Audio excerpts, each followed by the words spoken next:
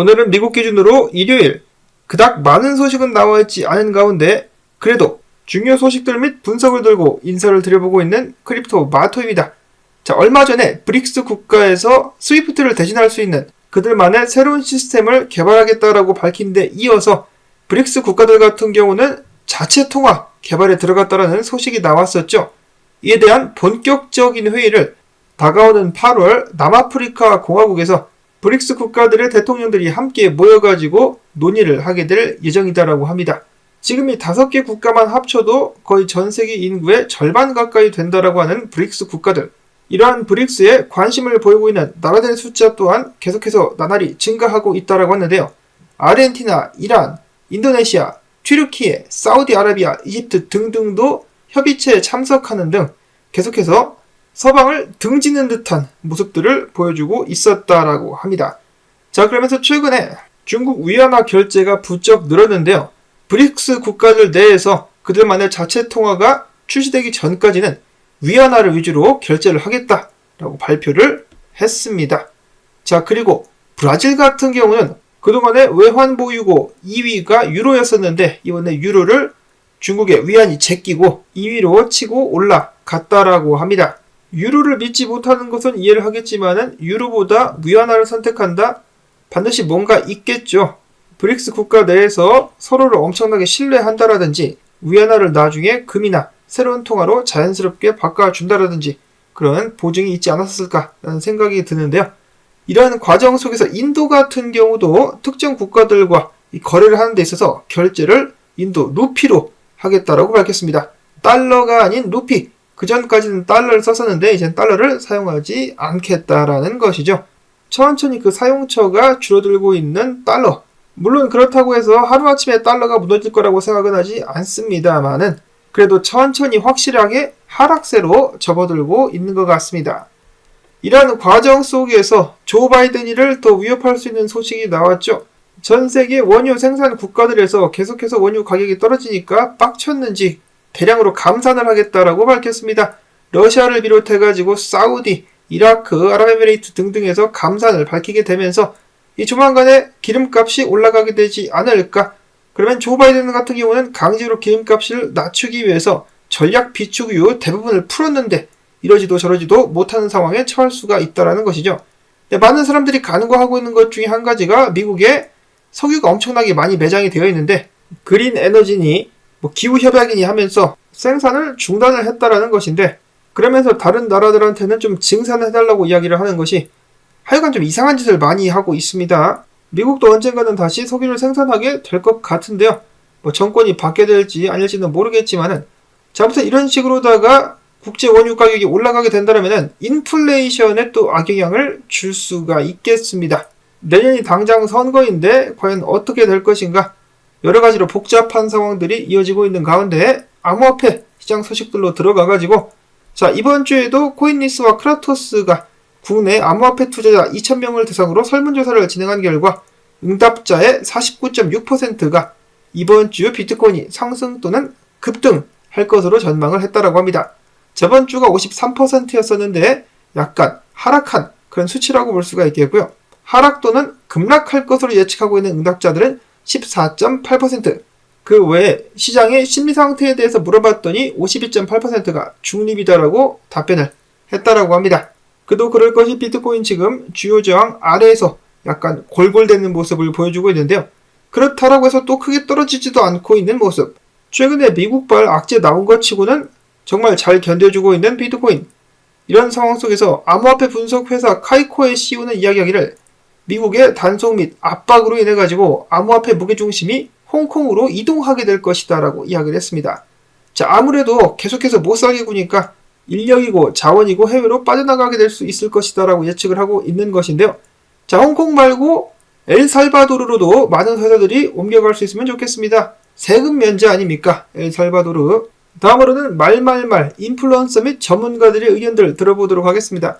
첫 번째로 피터 맥코막은 이야기하기를 최근에 화제가 되었었던 코인베이스의 전 CTO의 베팅, 비트코인 100만 달러가 단기간에 이루어질 수 있을 것이다에 대해서 비트코인이 100만 달러까지 가는 것은 나도 동의를 하는 옳은 예측이라고 볼 수가 있겠는데 그럼에도 불구하고 은행 시스템 붕괴와 같은 단기적 충격보다는 점진적인 과정을 거쳐서 비트코인이 대중 채택의 길을 가기를 바란다라고 이야기를 했습니다.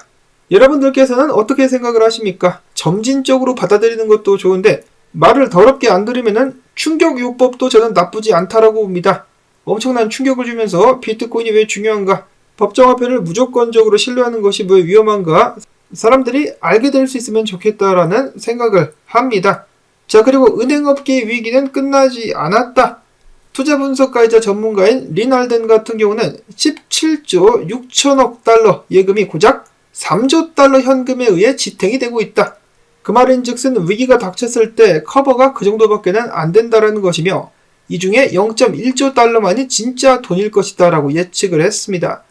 신뢰에 기반한 달러 자체의 위기가 왔다는 뜻으로 풀이를 해볼 수가 있을 것이며 이것이 급속하게 홍수처럼 확산할 수 있음을 사람들은 목격을 했습니다. 그러자 미국의 대통령, 재무부 장관, 연준 의장 등등이 나와가지고 미국의 은행 시스템은 안전하다라고 야부리를 털고 있는 상황.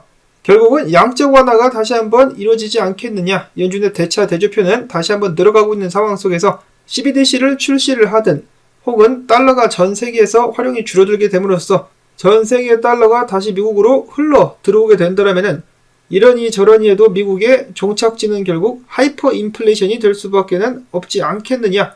이를 위해서라도 우리는 대비를 해야 된다. 커스터디아 뱅크의 창립자 케이틀린 롱, 와이오밍주에서 암호화폐 관련된 중요 직책을 맡고 있는 그는 이야기하기를 우리는 하이퍼 인플레이션이 언제 닥칠지 정확히 알 수는 없다. 오늘일 수도 있고 다음 주일 수도 있으며 내년 혹은 2033년이 돼서야 터질 수도 있겠다. 나는 내일 당장 일어날 일을 대비하기 위해서 오늘 비트코인을 사는 것이 아니다. 나는 2033년에 즉 미래를 대비하기 위해서 오늘 비트코인을 사는 것이다 라고 이야기를 했습니다.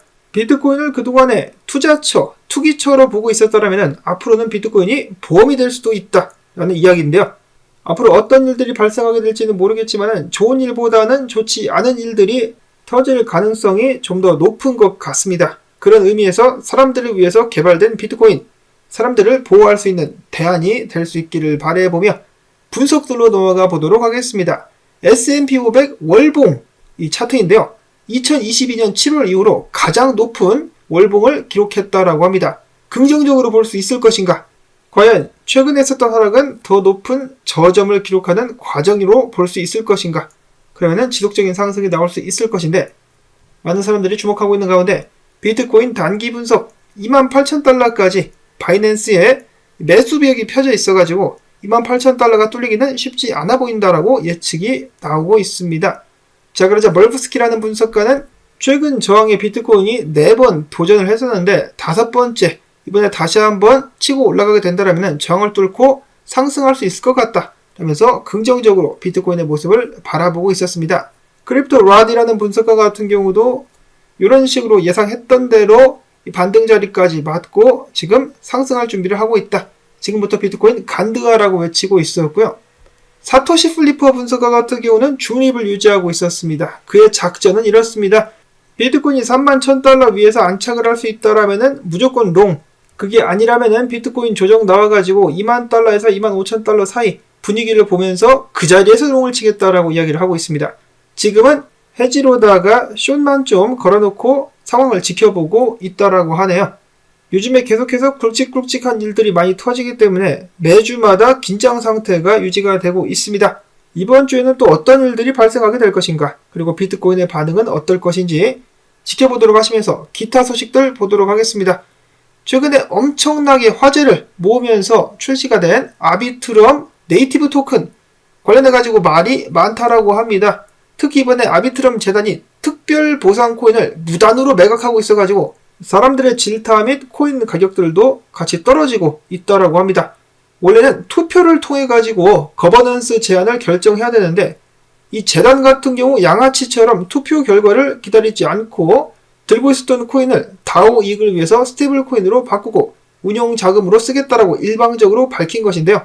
이렇게 지멋대로 할 거면은 다오를 운영할 필요가 없지 않나라는 생각마저 듭니다. 아비트럼 가격이 계속해서 떨어지고 있는 가운데 롱을 치는 사람들의 숫자도 만만치 않아가지고 추가적인 하락이 나올 수 있겠다라고 비잔틴 제너럴 분석가는 조심스럽게 예측을 한 가운데 분석가 니카 같은 경우는 알비트럼이 와리가리 때리다가 결국 61센트 선까지 밀리게 되지 않겠느냐, 이런 식으로 조정을 받을 수 있게 되지 않겠느냐라고 예측을 했으며, 그 반면에 멀프스키라는 분석가 같은 경우는 원래 지금 자리가 퍼드만 없으면은 롱치기에 정말 완벽한 자리인데 라고 의견을 표시하기도 했었습니다. 롱을 치고 싶지만은 일단 분위기를 보겠다라고 이야기를 한 것인데요.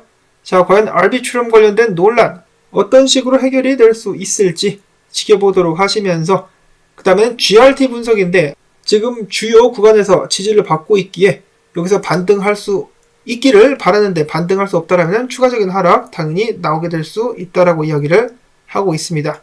해당 녹색 구간이 중요하다. 다음으로는 스테픈이 최근에 새로운 게임 모드를 출시하겠다라고 밝혔습니다. 아직 출시는 안 됐고요. 지금 베타 테스트가 진행되고 있는 상황 속에서 24시간마다 5분씩 활성화되는 백워킹 모드, 해당 모드가 진행되는 동안에는 GST 수입이 2배로 증가하고 내구성 손실이 없으며 GMT 인센티브를 획득할 수 있는 기회가 주어지게 될 것이라고 하네요. 마지막으로는 짤들 몇 가지 보도록 하겠습니다. 미국에서 첫 번째로 운영이 되고 있는 핵을 활용한 비트코인 채굴장이라고 하는데요.